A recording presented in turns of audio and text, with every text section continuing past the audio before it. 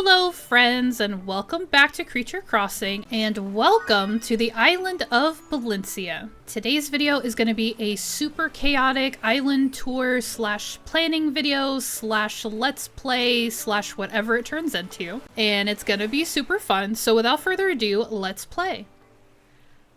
Alright you guys, Belinsia Island, you saw it here first or something.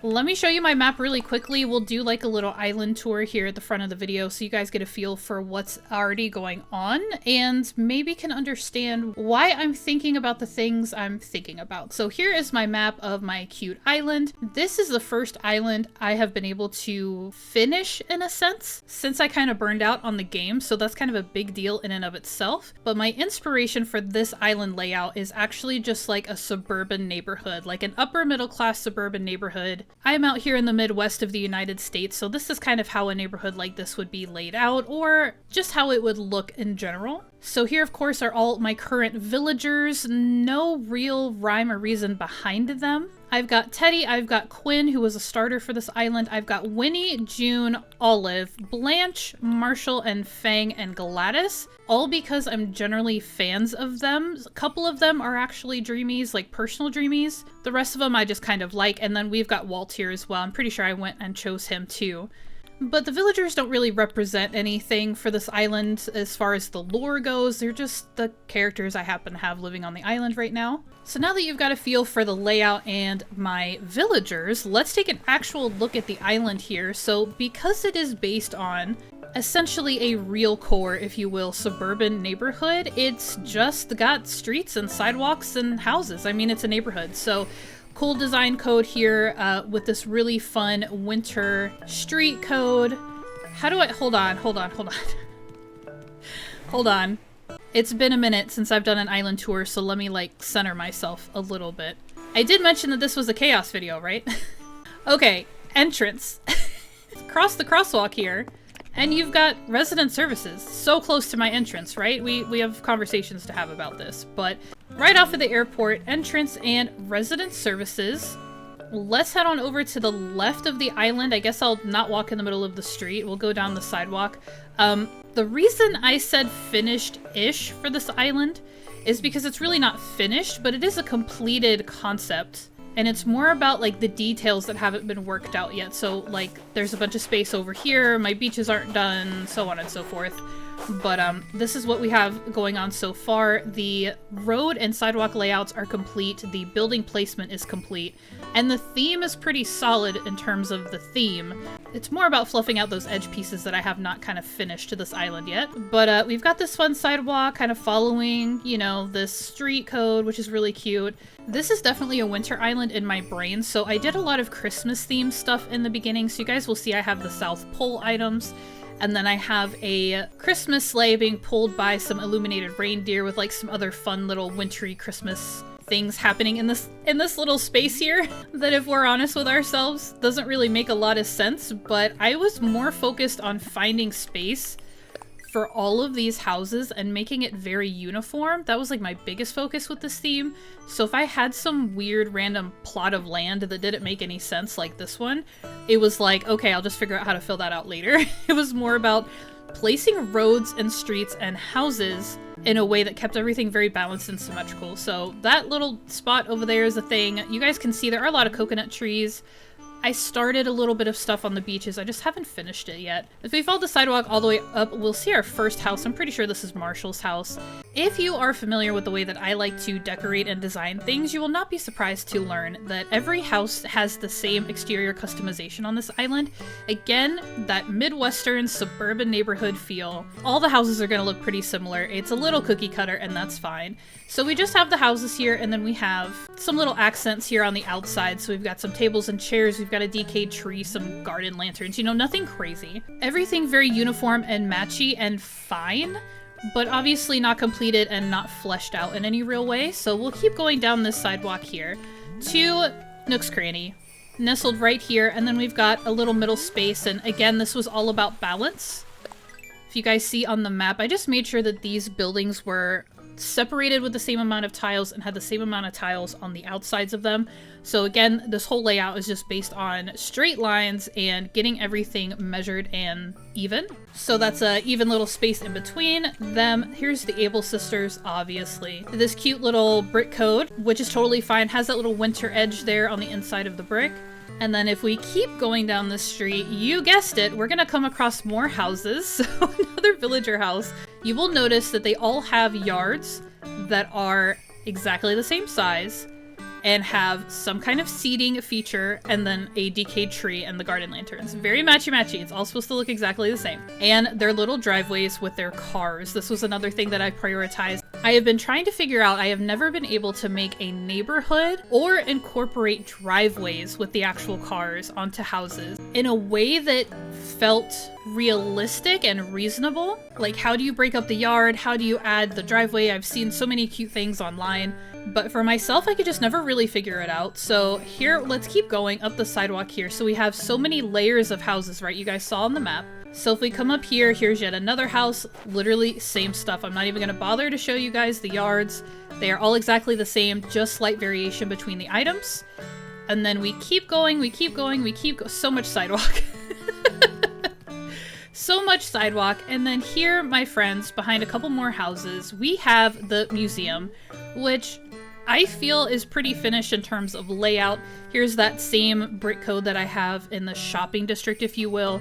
And then I've got a couple of statues, couple of plants, couple of fossils, just things to make this very balanced. Again, very matchy-matchy. As you guys can see, the courtyard has been measured out to be even on both sides, and then I tried to place items that made it all feel pretty balanced and kind of fitting. So here's the museum way back here in the corner. I'll bust out the map one more time so you can get a feel for where we are now. So yeah, we're in the upper left corner up here with the museum. And then if we exit the museum on this side, the street has led us here. This is kind of the ending of the street. It was very important to me to have streets that were entirely interconnected. I didn't want there to be some awkward drop-off where the street just ended like at a beach, you know what I mean? So I made sure that I had enough space to wrap the street, which like is a lot of space, all the way around with room for the sidewalks included, to the point where it connected to itself and you never got stuck and you never really came to an end of the street. It just kind of always looped into itself. And then here at the museum at the very top of the map is where the street comes to an end, and a cute little parking lot or car park depending on what part of the world you live in, so that the ending of the road, it being cut off, made all the sense in the world. And this is bugging me, so I'm gonna move it. Cool. Now, you might have noticed there's a whole lot of sidewalk. I'll just show you for the sake of showing you. It's an island tour video, right? So this sidewalk wraps all the way around everything, around every cluster of houses, around every building, every feature, because suburban neighborhoods like this tend to have a whole lot of sidewalk and they make everything very accessible. So like, here's more sidewalk, spoiler alert. It goes all the way behind the houses as well. Part of this was also sizing the yards and the houses. They all have exactly the same amount of tiles, and that meant that there were gaps where I could put sidewalk and continue that theme throughout the build. So here we are at the campsite, which doesn't make a whole lot of sense. But this is my campsite build. I'll just walk down here because this is really just one long narrow strip. It's what was left at the back of the island, so I was like, how do I make this a campsite? I'm not sure, because it's a very shallow but very long strip of land. So I just have these little like stations almost. So we have like a little cooking kitchen area. We've got the main campsite here with a couple of tents on either side to fluff it out a bit. I obviously have this fence, you know, separating the campsite from the rest of the neighborhood, which I think makes sense. Filled in the little gaps in between the trees, like tried to make this feel secluded and woodsy while also being able to look into it and actually see details. Like if I put trees just next to each other all along this fence, you wouldn't be able to see anything, right? So I just did what I could with the space that I had left to try and make this feel like a little rustic outdoorsy spot here across from the museum, which makes no sense whatsoever because a museum is obviously like an upscale feature of the island, but you know, don't think about it too hard. So you guys get the picture. It's not a complicated setup. It's just really big. There's a lot of sidewalk. There are a lot of houses and yards. There's a lot of street. I mean, here's the street crosswalks, lampposts, cars, the whole shebang. If you don't know me that well, welcome to Creature Crossing. I love realcore. It's my favorite theme. It's my favorite way of imagining spaces, is how do I make this thing realistic or have it make sense if it's more of a fantasy concept. So that is like what I did here. I just leaned into the realcore because, again, this was my first island that I managed to really flesh out and spread across the entire space since kind of I was dealing with burnout. So this is the first design I've been able to take this far. Here's the one little spot on the beach that I've actually done. I don't excel at beaches. I actually am very terrible at beach layouts, but I was trying here. I just kind of threw some random stuff together. The plain party lights arch is like my favorite item in the game, so, you know, how do I incorporate this? You guys probably saw them behind the museum as well. And then just have, like, where there is space on my beach, this is kind of the narrow side, where there is space just to have some kind of landing or some, you know, so the villagers can come down here and gaze on the ocean or, like, whatever they want to do. So that's really the only beach stuff that I've done. Ideally, I would have been able to block this off entirely, but again, with the spacing being very specific, the road needing to be a certain width, the sidewalk needing to be a certain width, and it, you know, going all the way around and connecting to everything. To fit all of this, I couldn't have a fence here, is the long and short of that story. No fencing, which drives me crazy because I would like to control access to the beach a little bit more. And then as far as, like, the shore and the beaches and all of, like, again, none of this is done. I don't have a lot of good ideas. And this is kind of what's unfinished about the whole thing. And then this kind of awkward feature, because of that spacing issue again. And yes, I can't just have one tile, and then have two tiles, and then have no tiles, and then have one tile, and then have no tile. Like, no, absolutely not. I'm not going to break up my sidewalk that way. It will literally drive me insane. I will not sleep at night. So I put up some steel fencing to kind of block this road in a little bit and just indicate, you know what, there's no sidewalk on the end of this one. And, like, that's fine. So at the end of the day, guys, we've wrapped all the way around back to the entrance of this island. So that's kind of it. We'll just call it suburban core. As far as the theme goes. The more time I spend on this island, the more I feel how much it lacks. Now, this is actually the second version of this island. I completely replaced all of the custom design codes for the street and for the sidewalks and for the courtyard areas like the shopping district and the museum, because the codes that I had just weren't working and they weren't dynamic enough and I just didn't like it. So I've actually kind of revamped. The layout has always been this, but I revamped the island, gave it a little bit of a different feel, and that helped like elevate this island a little bit to, you know, something a little bit better.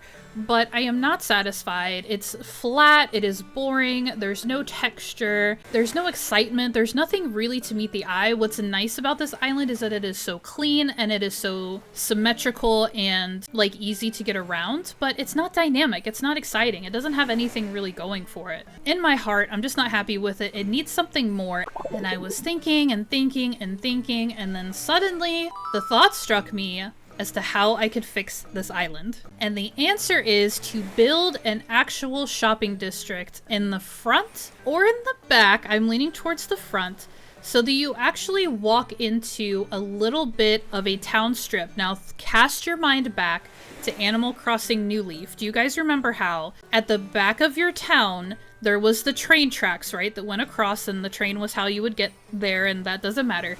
Across the train tracks, you would end up back in the little town, the actual, like, city strip, right? And that's where Club LOL was, that's where the Able Sisters was, that's where all of the little resources that we have now that we can kind of put wherever we want. They used to be in a little town strip, right, at the back of New Leaf. So I want to do something like that here for this island, because not only do I need to add some pizzazz, but we do have these buildings. I'm stuck with Nook's Cranny, I'm stuck with the Able Sisters and the museum, and they just feel a little weird, kind of randomly placed where they would fit, and I feel like they should be put together as more of a feature, like a proper shopping district is what we call it here in New Horizons, and I'm really thinking I'm gonna do it here at the front of the island. So that's what I'm thinking for revamping this island. Now, the really, really fun part of all of this is that if everything goes according to plan in a bigger, broader sense, I am going to reintroduce seasonal islands to the channel, meaning my content for format is going to be me building an entire island top to bottom as a particular theme, whatever makes sense for spring, summer, fall, and winter. And then I build that island to completion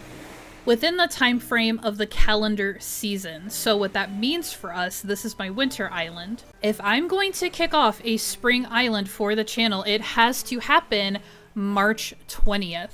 So that means this winter island has to be completed by March 20th. This design has a deadline, which at the time of the recording of this video is literally 1 month and 20 days. So a bit shy of 2 months for me to dig up the whole front of this island, replace it with a shopping district, figure out all of those details, how to make that work, and then restructure the entire neighborhood layout behind that shopping district. Can she do it? I don't know, but we're gonna try. And the best part is I am going to bring you guys along for the ride. So look forward to more Let's Play style videos coming up on the channel as we work on this island together and try to figure out the ins and outs of really bringing the suburban core island to life within a couple of months. So friends, that's kind of it for this video. I know it was a little weird and wonky, and I know that it wasn't wildly exciting. We didn't actually do anything, but welcome to Belinsia Island. You guys got the official tour, and now you know what the plan is. So there will be more exciting Let's Play videos coming soon. So stay tuned for all of the fun coming. And until then, consider dropping a like on this video and subscribing to the channel if you also find yourself excited about the potential chaos that is coming. You guys take care of yourselves. I will catch you in the next video.